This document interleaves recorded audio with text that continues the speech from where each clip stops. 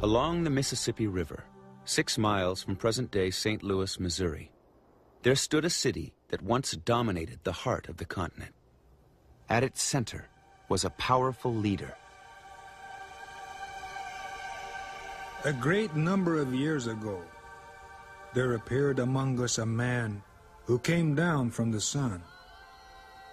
This man told us that he had seen from on high that we did not govern ourselves well, that we had no master, that each of us had presumption enough to think himself capable of governing others, while he could not even conduct himself. 1,000 years ago, the great sun, a leader who was both king and pope, lived atop a man-made royal mountain, 10 stories high.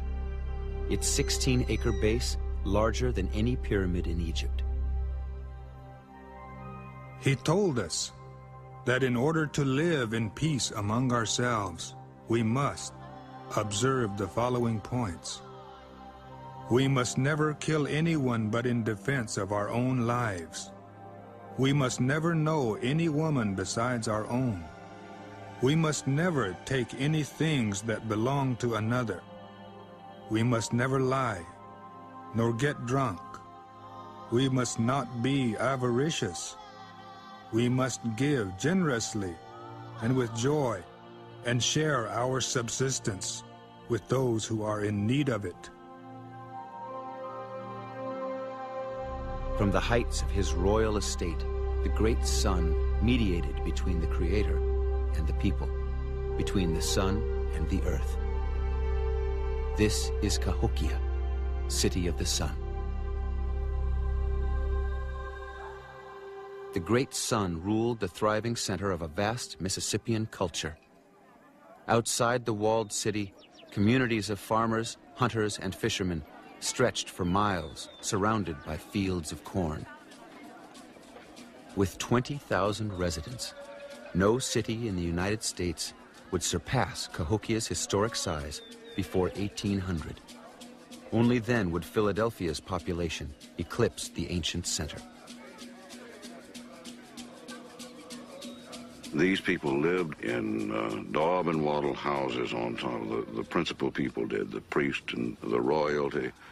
They lived in very substantial houses, not teepees. Not teepees. Teepees, Western Plains people.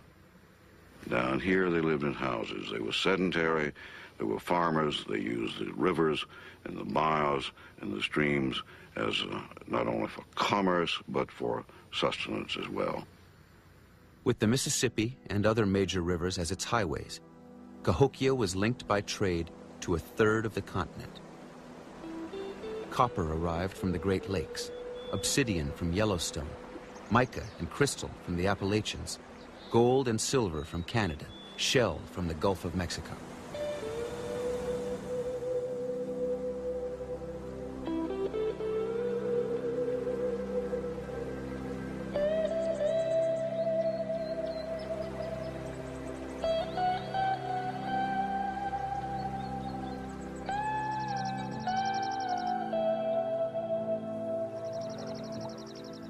Look at these old live oak trees that have seen so much pass by them.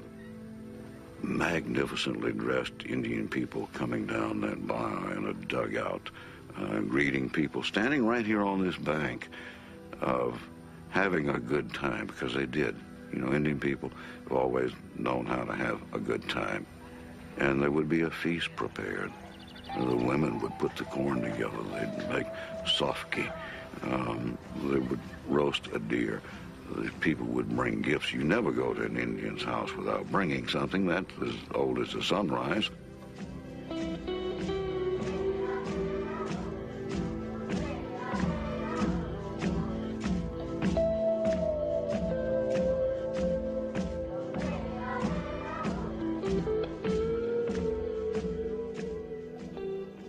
Cahokia was the pinnacle of a mound-building culture with traditions dating back to before 1000 BC.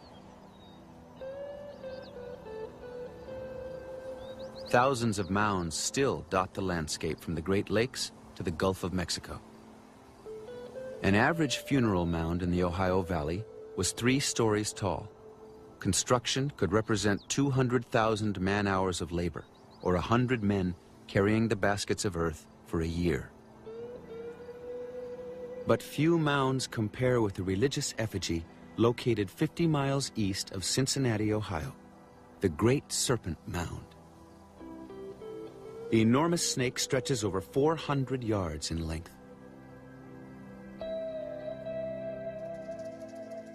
While their earthworks are the mound builders' most visible legacy, their smaller creations are their most beautiful.